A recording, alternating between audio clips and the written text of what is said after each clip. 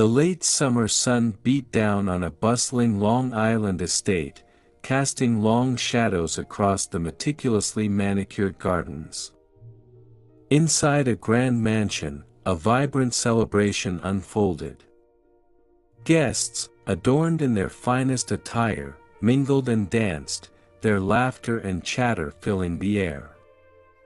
Yet, amidst the merriment, a quiet tension simmered beneath the surface. This was the wedding of Connie Corleone, the youngest daughter of Don Vito Corleone, the head of one of the most powerful mafia families in New York City. Vito Corleone, a man weathered by time and experience, sat at the head of a long table, his face etched with a stoic expression. His piercing gaze surveyed the room, taking in every detail with the calculated precision of a seasoned leader. Though surrounded by family and well-wishers, an air of solitude clung to him, for Vito Corleone understood the burden he carried. His life had been dedicated to building a vast empire, navigating the treacherous waters of the criminal underworld. Now, with his health failing, the question of his legacy loomed large. Among his sons, Michael, a decorated war hero and college graduate, stood apart. While his brothers, Sonny and Fredo, were deeply entrenched in the family business, Michael had pursued a different path. Yet, on this day, a sense of unease gnawed at him. He couldn't shake the feeling that the idyllic scene before him was a facade, a temporary respite from a storm brewing on the horizon. As the festivities reached their peak, a ripple of disquietude disturbed the harmony. A lone figure, Amerigo Bonacera, a man of stature and respect within the Italian community, sought an audience with Don Corleone. His request, a plea for justice denied by the corrupt legal system, would soon set in motion a chain of events that would forever alter the fate of the Corleone family and the landscape of organized crime in New York. The brutal murder of Don Corleone cast a long shadow over New York's criminal underworld. With the aging patriarch gone, a power vacuum opened, igniting a fierce struggle for dominance among rival families. The Tattaglias, the Cuneos, and the Barzinis, all watchful predators, sensed an opportunity to topple the Corleones. Michael, thrust into the role of consigliere due to Sonny's volatile temper, found himself navigating a treacherous minefield. He needed to project an image of strength and control while simultaneously maneuvering to solidify the Corleones' position. His first move was a masterstroke of calculated risk. Publicly, he denounced violence, advocating for a peaceful resolution to the brewing conflict. This unexpected approach disarmed the rivals, giving the Corleones precious time to regroup and assess their strength. However, Michael knew appeasement wouldn't last. He secretly commissioned Tom Hagen to forge alliances with powerful figures outside the mafia, seeking political influence and a buffer against the escalating tensions. These alliances, forged in the shadows, were a testament to Michael's understanding of the changing landscape of power. The old ways, built on brute force and intimidation, were giving way to a more subtle, calculated approach. But within the Corleone family itself, cracks began to show. Sonny, consumed by rage and grief, advocated for an immediate war of retribution. His recklessness and thirst for vengeance threatened to undo Michael's careful maneuvering. Fredo, ever the weak link, felt sidelined by Michael's rise to power, harboring a simmering resentment that could easily be exploited. Meanwhile, whispers of betrayal began to circulate. The Barzinis, known for their cunning and deceit, were suspected of plotting a move against the Corleones. Michael, ever vigilant, ordered a clandestine investigation, determined to identify the traitor within their ranks. The question of who could be trusted became paramount, as loyalty, the lifeblood of the mafia, became a dangerous commodity. As tensions mounted and alliances shifted, Michael found himself caught in a web of intrigue and deceit. He understood that this power struggle was far from over, and only the most cunning and ruthless would survive. While the Corleone family faced external threats, a different kind of battle raged within its walls. Michael's marriage to Kay, a beautiful outsider untouched by the mafia world, began to show cracks under the strain of his new responsibilities. Kay, idealistic and innocent, struggled to reconcile the man she loved with the ruthlessness he now displayed. Their conversations, once filled with dreams and aspirations, became laced with tension as Kay questioned Michael's choices and their consequences. Adding to the discord was Connie's volatile behavior. Deeply affected by her father's death and disillusioned by her impulsive marriage, she rebelled against the suffocating restrictions placed upon her as a mafia wife. Her reckless pursuit of pleasure and her defiance of Michael's authority threatened to create a public scandal, potentially jeopardizing the family's carefully constructed facade of respectability. Fredo's resentment towards Michael festered. He felt passed over, ignored for not possessing the same ruthlessness or strategic mind as his younger brother. His insecurities fueled a dangerous self-pity, making him susceptible to manipulation by those who sought to exploit the family's divisions. Michael, burdened by the weight of leadership, felt increasingly isolated. He walked a tightrope, balancing the demands of the family business with his desire to protect his loved ones. The constant threat of violence loomed large, casting a dark shadow over their lives. Michael knew that one wrong move, one misstep, could shatter the fragile peace within the family and expose them all to devastating consequences. Despite the mounting tensions, Michael clung to the hope of preserving a semblance of normalcy. He attempted to shield Kay from the harsher realities of his world, a futile effort that only served to widen the gulf between them. He tried to mend fences with Connie, offering her a semblance of freedom within the confines of their world. But most importantly, he tried to placate Fredo, assigning him menial tasks in the hope of fostering a sense of purpose. Yet, as Michael toiled to maintain control, a chilling realization began to dawn on him. The real war might not be fought on the streets, but within the very walls of his own home. The battle for loyalty, for family unity, would be as crucial, and perhaps even more deadly, than the struggle for dominance in the criminal underworld.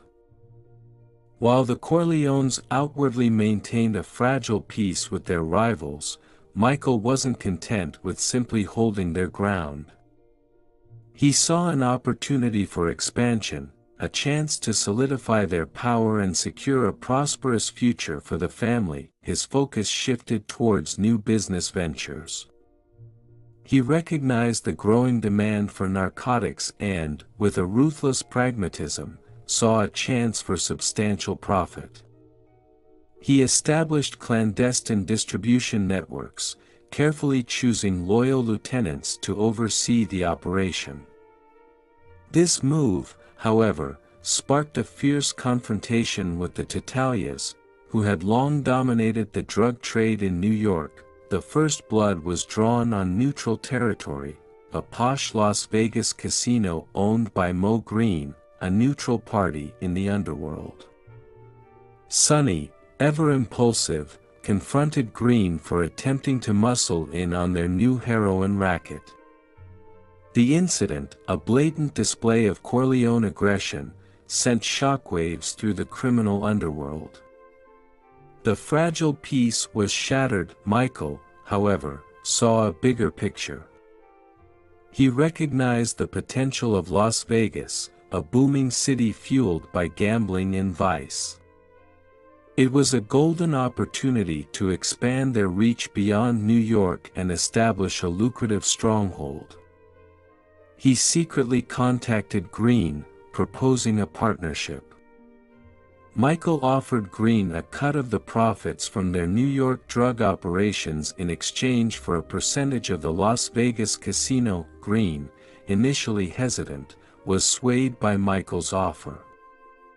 He saw the Corleones as a powerful ally and the potential for increased profits. This unexpected alliance infuriated the other families, particularly the Barzinis, who viewed Las Vegas as their own turf. As tensions escalated, Michael knew a full-blown war was imminent. He meticulously planned a series of strategic assassinations, aiming to cripple the Barzinis and send a chilling message to the other families. The Godfather was dead, but the Corleones, under Michael's cunning leadership, were ready to claim their rightful place as the dominant power in the underworld. The weight of leadership pressed heavily on Michael. Sleep was a luxury he could barely afford, haunted by nightmares and the constant threat of violence. He found himself drawn to his father's old study, a sanctuary where the lingering scent of Vito's pipe tobacco evoked a bittersweet nostalgia. Surrounded by his father's belongings, the worn leather chair, the well-thumbed books on Roman history, Michael grappled with the legacy he had inherited. Vito's words, delivered in hushed tones during stolen moments, echoed in his memory. A true leader anticipates, not reacts. Michael, burdened by the blood spilled on his path to power, questioned the cost of this inheritance. He yearned for the normalcy of his pre-war life, the naive dreams he once shared with Kay. But that life, he realized with stark clarity, was a faded photograph, forever out of reach. The fragile truce with the other families began to unravel. An attempt on Tom Hagen's life, a brutal act clearly orchestrated by the Barzinis, served as a chilling reminder of Michael's vulnerability. The past also cast a long shadow. Sollozzo, a ruthless drug lord and Vito's old enemy, resurfaced, seeking a partnership the Corleones had vehemently rejected. His reappearance brought back painful memories, the failed assassination attempt that had left Vito gravely injured and thrust Michael into the heart of the family business. Sollozzo, however, wasn't alone. He was backed by Captain McCluskey, a corrupt police officer long in Vito's pocket. This unexpected alliance exposed a vulnerability within the Corleones' carefully constructed network of loyalties. Michael, forced to confront the ghosts of the past, knew he had to act decisively. He couldn't allow Sollozzo and McCluskey to exploit the family's internal conflicts, yet, the pressure mounted. Kay, increasingly alienated by Michael's secretive nature and the violence that clung to him like a shroud, questioned their future together. Her growing disillusionment gnawed at Michael, adding another layer of turmoil to his already turbulent inner world. He was caught in a vicious cycle. The more he embraced power to protect his family, the further it pushed him away from the life he desperately longed for. As Michael plotted his next move, a crucial decision loomed. He needed to strike a blow that would not only cripple his enemies but also solidify his place as the ruthless leader the Corleones needed in this escalating war. The legacy of Vito Corleone, a double-edged sword, cast a long shadow over Michael's path, forcing him to confront the darkness within himself and the brutal realities of the world he now inhabited. The decision to eliminate Sollozzo and McCluskey was a heavy one for Michael. He understood it was a point of no return, a descent into a world of violence with no clear endpoint. Yet, the alternative, losing control, allowing the Corleones to be devoured by their rivals, was unthinkable. The meticulously planned assassination unfolded at a seemingly innocuous meeting, a stark contrast to the brutality that erupted. The act, swift and decisive, sent a shockwave through the underworld. Michael, forever stained by the bloodshed, grappled with the emotional toll. He had secured his position as the new Don, but at a terrible cost. The first casualty was his innocence. He had crossed a line, embraced the very ruthlessness he once abhorred. The weight of this transformation bore heavily on him, a constant reminder of the sacrifices he had made for the sake of family. The impact on his relationship with Kay was devastating. Disillusioned and horrified by his actions, she could no longer reconcile the gentle, idealistic man she had married with the ruthless leader he had become. The chasm between them widened, leaving Michael increasingly isolated. The price of loyalty within the family also became brutally apparent. Sonny, ever impulsive, acted out of rage, jeopardizing Michael's carefully laid plans. His reckless actions not only endangered the family but also exposed their vulnerability. Fredo's simmering resentment boiled over. Feeling excluded and overlooked, he made a foolish choice, unknowingly becoming a pawn in the enemy's game. His betrayal, a devastating blow, highlighted the fragility of trust within the Corleones. As Michael navigated the treacherous landscape of the underworld, he found himself surrounded by enemies both within and without. He had secured power, but at a tremendous cost. He had sacrificed his innocence, his relationship with Kay, and the trust within his own family. The question gnawed at him: was the power he wielded worth the price he had paid? With a heavy heart, Michael retreated further into the shadows, determined to protect his family at all costs. He knew the war was far from over, and the true test of his leadership was yet to come. The Corleone family reeled from the fallout of Michael's bold move. Sonny's impulsive fury had ignited an all-out war with the remaining families. Paranoia gripped the Corleones, with Michael constantly on guard against attacks from both rivals and potential traitors within. However, amidst the chaos, an unexpected ally emerged. Clemenza, a loyal capo regime known for his old-school methods, proposed a daring plan.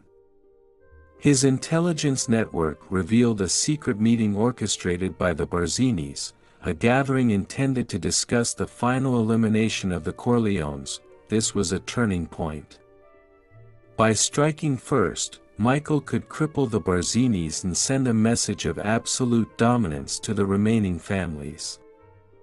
Yet, the plan was fraught with danger.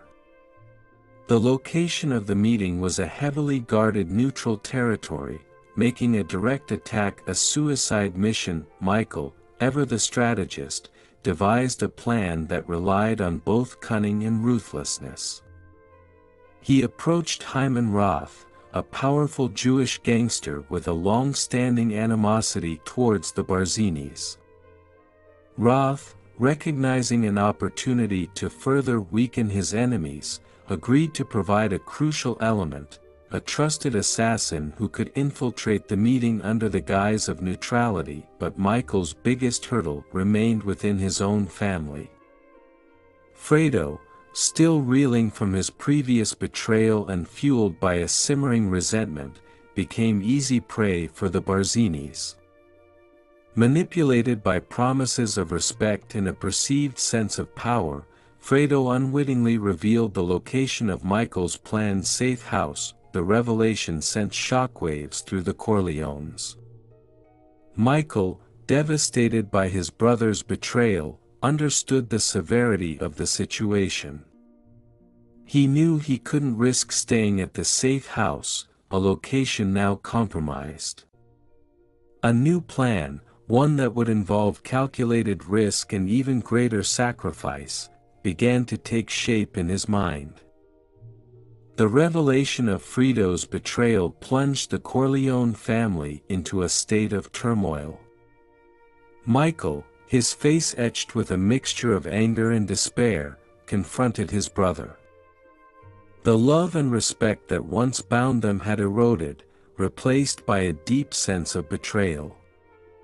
Fredo, his bravado crumbling under Michael's steely gaze, offered pathetic justifications, clinging to the illusion that he had secured power for himself. The incident exposed a festering wound within the family.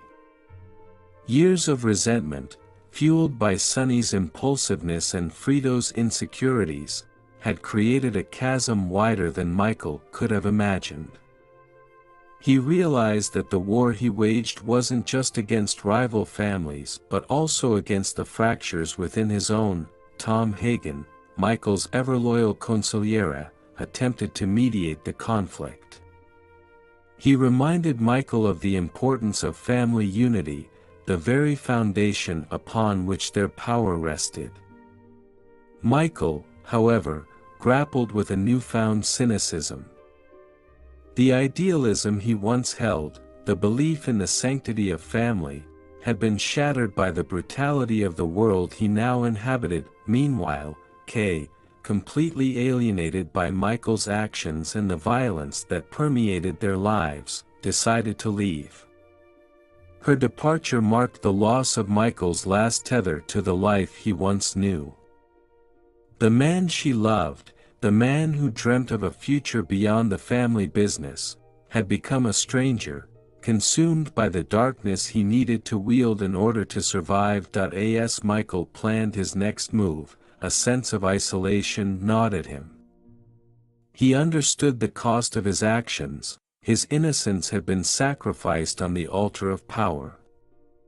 He was now a hardened leader, his every decision weighed down by the potential for bloodshed. Yet, despite the internal conflicts, Michael remained resolute in his determination to protect his family.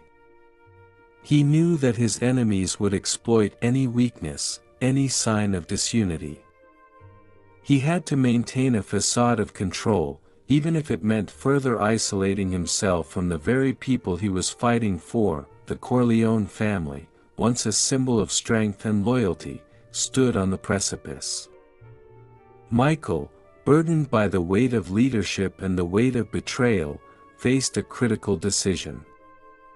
Would he prioritize vengeance against his enemies or attempt to salvage the fractured relationships within his own family? The answer, he knew, would determine not just their survival but also the future of the Corleone legacy. Michael's meticulously planned counterattack unfolded with brutal efficiency. Using the assassin provided by Hyman Roth, the Corleones infiltrated the Barzini meeting, unleashing a storm of violence that decimated their leadership.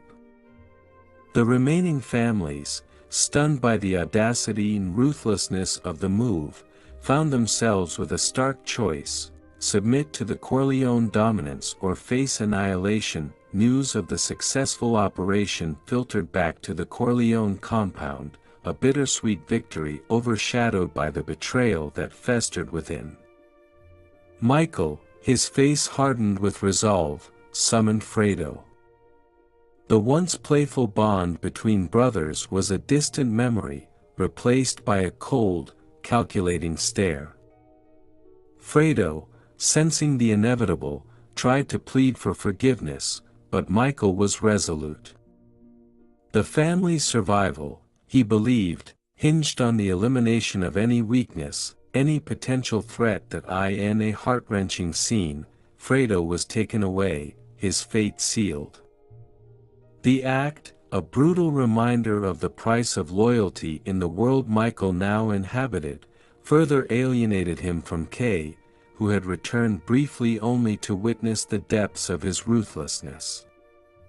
As she walked away, her face etched with a mixture of sadness and disgust, Michael knew this was a final farewell. With the internal conflict addressed, Michael turned his attention to the remaining families. Clemenza, ever loyal and pragmatic, convinced the Tatalias to accept Corleone dominance. The remaining holdouts, the Cunios, were offered a stark choice: a partnership with a generous profit share or complete annihilation. Faced with the overwhelming might of the Corleones, the Cunios chose the former. The war was over. Michael Corleone, the once reluctant heir, had emerged as the undisputed godfather of New York's criminal underworld. He had secured his family's future, but at a tremendous cost. His hands were stained with the blood of both enemies and family. The idealism of his youth had been devoured by the harsh realities of power. He sat alone in his study, the echo of Vito's words haunting him: "A true leader anticipates, not reacts." Michael, however, couldn't help but wonder if even his father could have foreseen the path that led him here, a path paved with violence and loss. As the weight of his actions settled in, a chilling realization dawned on him. He had won the war, but in the process, he had become the very monster he once sought to avoid. The final image of the chapter showed Michael, a solitary figure shrouded in darkness, gazing out at his vast empire, a look of emptiness reflecting in his eyes. The future of the Corleone legacy remained uncertain, forever tainted by the blood spilled in the name of power. Years had passed since Michael secured his position as the godfather. The sprawling Corleone estate, once a vibrant symbol of family unity, now felt like a mausoleum. Michael, a much older man burdened by the weight of his past, paced the dimly lit study, his every step echoing in the cavernous room. Vito's old chair creaked as Michael settled in, the worn leather a stark contrast to the cold steel of his gaze.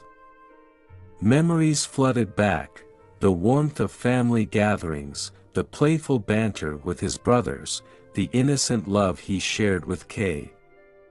Each memory, a poignant reminder of the life he had sacrificed, brought a sharp pang of regret. The Corleone family, once a formidable force, bore the scars of war.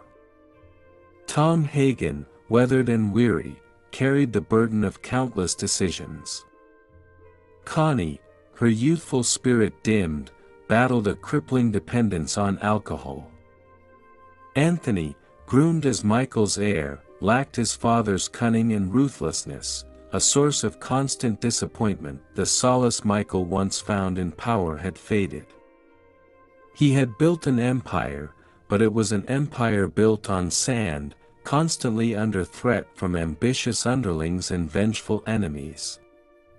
Sleep came in fitful bursts, haunted by the ghosts of his past: Sonny's brutal demise, Frito's tearful pleas, Kay's heartbroken departure, yet, a sliver of hope flickered amidst the darkness.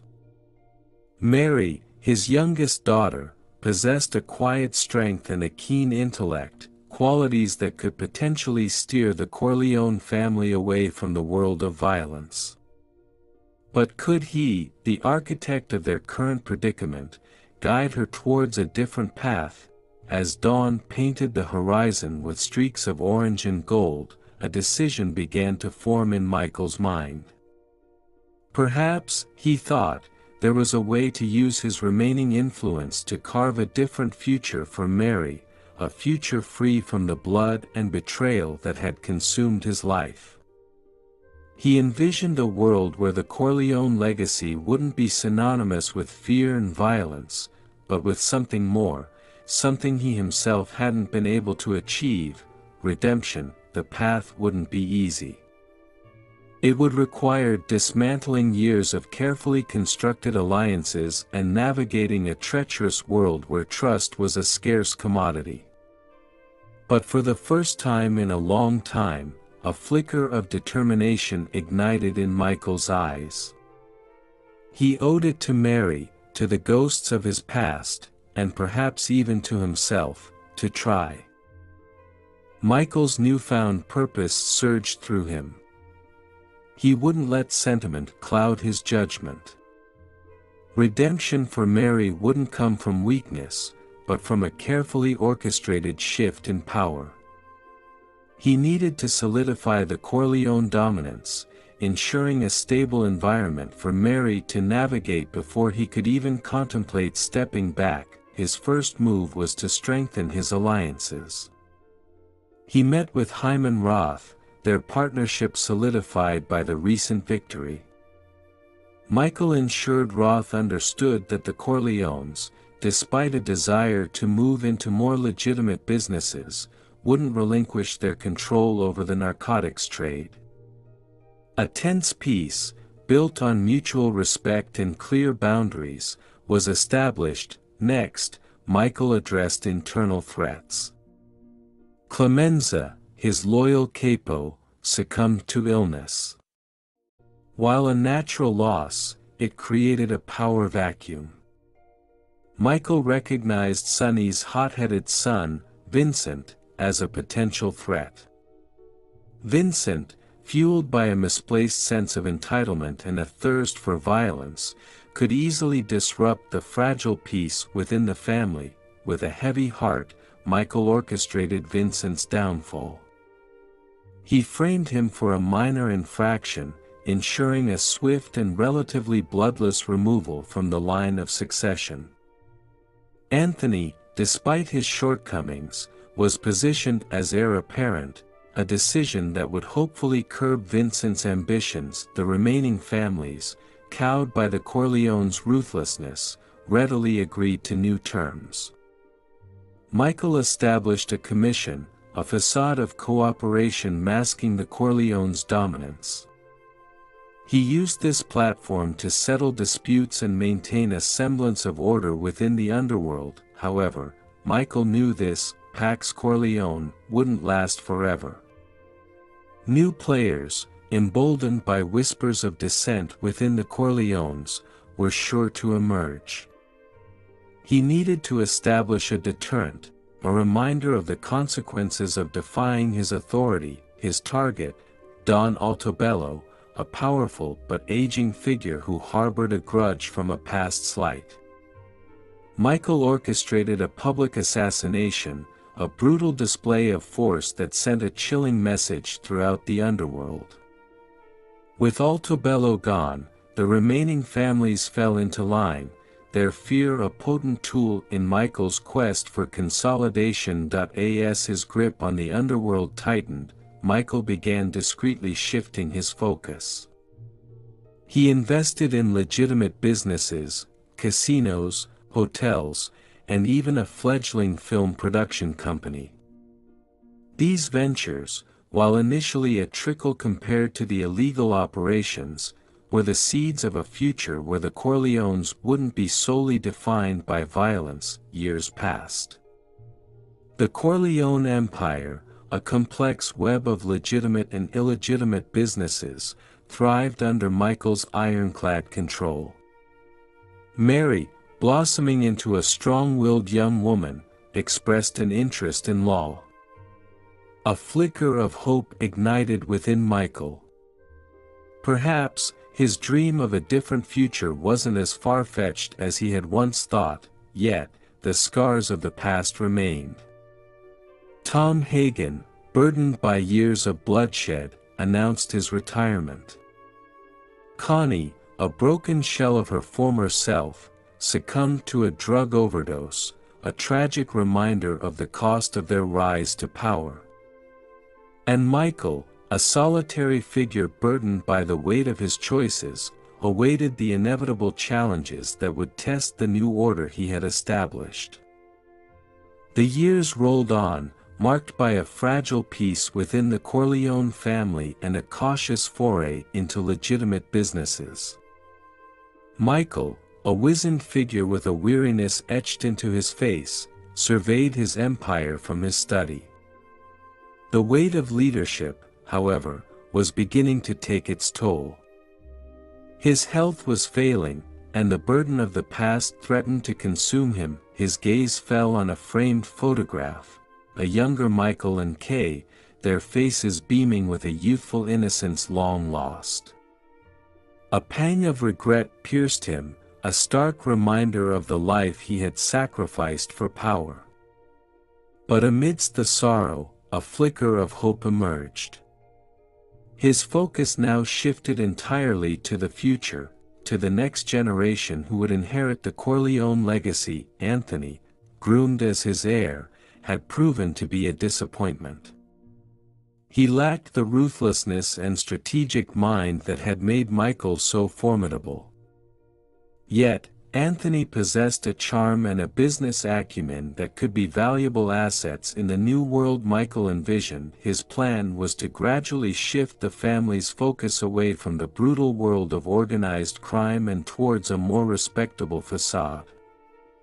Anthony, with his smooth demeanor and growing network within legitimate businesses, would be the public face of the Corleone Empire, but the true hope for the future rested on Mary. Her sharp intellect and unwavering moral compass made her a stark contrast to the rest of the family. Michael saw in her the potential to break free from the cycle of violence and forge a new path. He encouraged her studies, secretly funding her legal education in the hopes that she could one day use the law to dismantle the very empire he had built. However, the transition wouldn't be easy. Threats from within and without still lingered. Rival families, emboldened by rumors of Michael's declining health, watched for signs of weakness. And within the Corleones themselves, Vincent still harbored a simmering resentment, fueled by his removal from power. Michael knew his time was limited. He needed to prepare Mary for the challenges ahead. He began a series of clandestine meetings, introducing her to trusted advisors and confidants who would guide her after his passing. He spoke of the family business, not with pride, but with a stark honesty, revealing the darkness that lay beneath the veneer of wealth and power. As Mary delved deeper into the family's secrets, a conflict arose within her.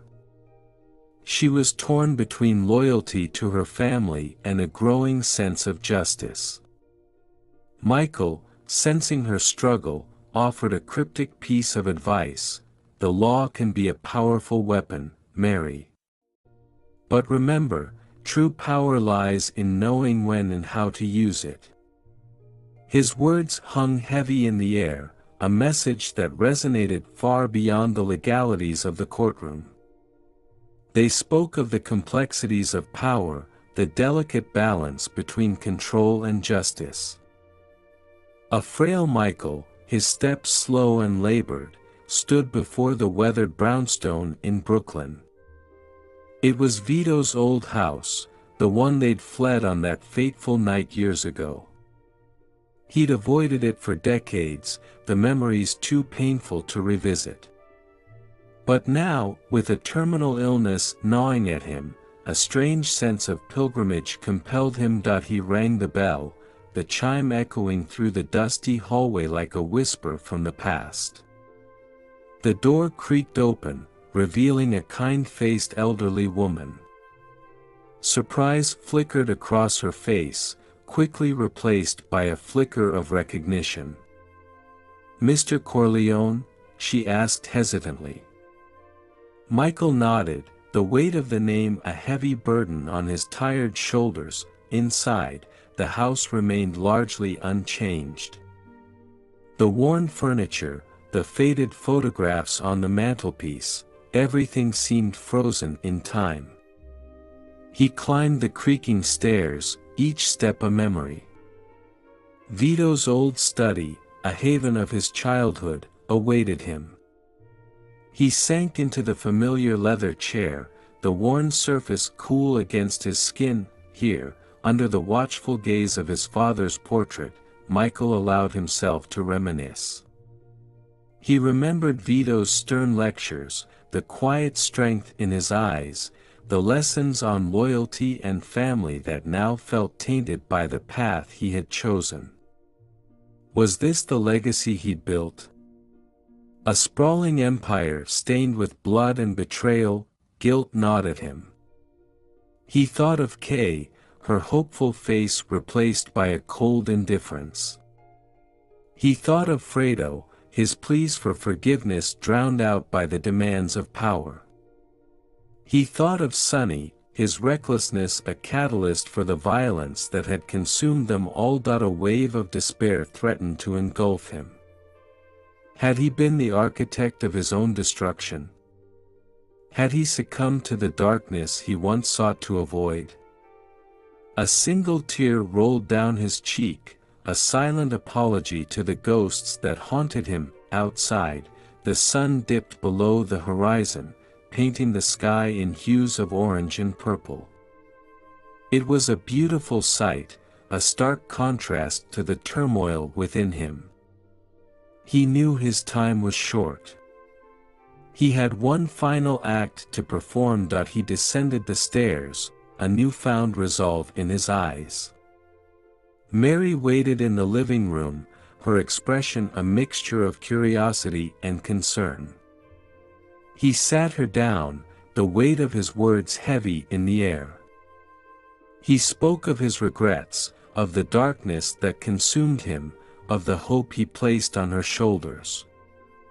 The Corleone name, he rasped, his voice weak, carries a heavy burden. It's your choice, Mary, to honor it or break free from it. But remember, true power lies not in fear, but in justice. His words hung heavy in the air, a final lesson from a father on the precipice of death. As the last rays of sunlight faded, Michael Corleone, the once ruthless godfather, closed his eyes for the final time. The echoes of the past, a chorus of both love and violence, finally faded into silence. A tremor of unease ran through the Corleone family. Whispers of a new player, a ruthless narcotics kingpin named Roberto Rizzi, began to circulate. Rizzi, unlike the established families, operated outside the fragile peace Michael had brokered. He dealt in a potent new strain of heroin, undercutting Corleone profits and leaving a trail of addiction and violence in his wake. Michael, weakened by illness but his resolve unwavering, saw Rizzi as a cancer. He couldn't tolerate this brazen challenge to his authority, not at this critical juncture. He knew a forceful response was necessary, but his health wouldn't allow him to oversee a full-blown war. The burden fell on Tom Hagen, ever loyal despite his retirement. Tom, weary but determined to honor his final duty to Michael, devised a plan. He proposed using Vincent as bait, luring Rizzi into a trap. Vincent, fueled by a renewed sense of purpose and a desire to prove himself, readily agreed. The operation unfolded with a chilling efficiency. Vincent, utilizing his remaining connections, arranged a meeting with Rizzi under the pretense of a potential deal. Michael, aware of the inherent risks, insisted on a backup plan.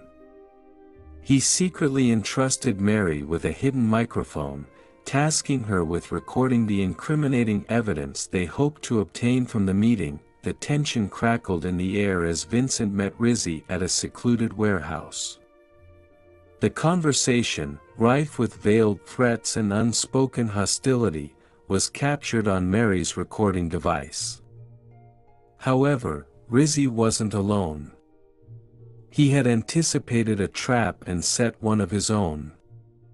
A shootout erupted, a brutal ballet of violence that left Vincent mortally wounded. Michael, alerted by the gunfire, watched the scene unfold through a grainy security feed, a helpless witness to the carnage. He saw Vincent fall, his ambition extinguished in a hail of bullets. Grief, a raw and primal emotion, threatened to consume him, but amidst the sorrow, a sliver of determination remained. He clutched the recording Mary had provided, a potential weapon against Rizzy. He knew this was his final stand, his last act of defiance against the forces that had consumed his life. With Tom by his side, Michael reached out to the remaining families. He presented them with the damning evidence, proof of Rizzy's brutality and disregard for the fragile peace they had established. His words, laced with a quiet strength that belied his failing health, resonated with the other Dons. They understood the threat Rizzy posed, not just to the Corleones, but to the entire underworld order. A fragile alliance was forged. The Corleones, alongside the other families, launched a coordinated attack on Rizzy's operations. It was a bloody affair, but ultimately successful. Rizzy, cornered and desperate, was eliminated, his empire crumbling around him. However, Michael's victory came at a terrible cost. Vincent's death, a heavy weight on his already burdened soul, deepened his despair. He lay in bed, his body ravaged by illness, a shadow of the man he once was. He looked at Mary, her young face etched with a mixture of grief and determination. "Mary," he rasped, his voice barely a whisper, "this recording, use it. Use it to expose the truth. Let it be your weapon, not mine." His words, a final act of redemption, resonated in the quiet room. With a final sigh, Michael Corleone closed his eyes, the weight of his empire and the ghosts of his past finally lifted from his shoulders. The scent of lilies hung heavy in the air as Mary stood beside her father's grave. The mourners, a mix of Corleone associates and somber-faced family members, paid their respects. Anthony, his youthful charm replaced by a hardened facade, delivered a eulogy that spoke of Michael's strength and leadership, carefully avoiding the darkness that stained his legacy. Mary, however, couldn't ignore the truth. Michael Corleone, the Godfather, was gone. But the Corleone Empire, a tangled web of legitimate and criminal enterprises, remained. The question loomed large: what would she do with it? Michael's final words echoed in her mind: use it. Use it to expose the truth. He hadn't asked her to dismantle the empire, but to wield it differently. The recording of Rizzy, a damning piece of evidence, offered an opportunity. She met with Tom Hagen, his weathered face etched with a lifetime of service to the Corleones. Tom, understanding Mary's conflicted feelings, offered guidance. "Your father," he said, "always believed true power lay in knowing when and how to use it. Perhaps it's time to use it for good." With Tom's blessing, Mary embarked on a calculated move. She anonymously leaked the Rizzy recording to the authorities.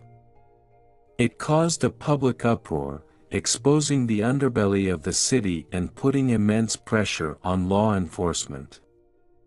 Investigations into Rizzy's operation led to a series of high-profile arrests, crippling the remnants of his organization. The Corleones, caught in the crossfire, were forced to operate with a lower profile.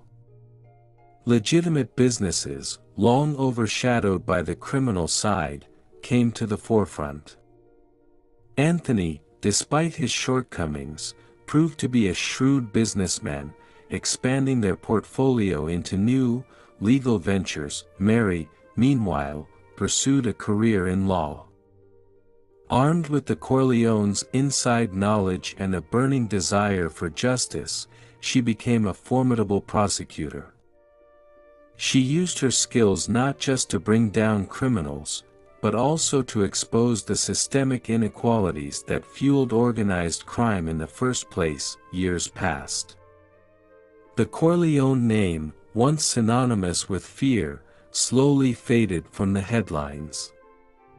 The empire, no longer an all-encompassing force, transformed into a collection of successful businesses, their past shrouded in whispers and fading memories. Mary, now a respected legal figure, stood on a bustling city street. Looking out at the towering skyscrapers, a sense of accomplishment washed over her. She had carved a new path for the Corleones, a path paved with legality and a pursuit of justice. The legacy of Michael Corleone remained a complex one, a cautionary tale of power's corrupting influence, yet also a testament to the possibility of redemption, even in the face of a dark past.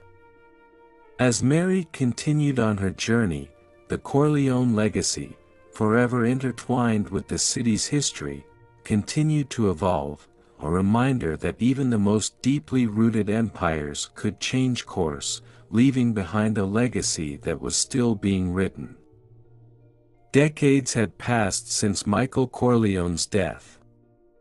The sprawling Corleone estate, once a symbol of power and fear, now housed a prestigious private school.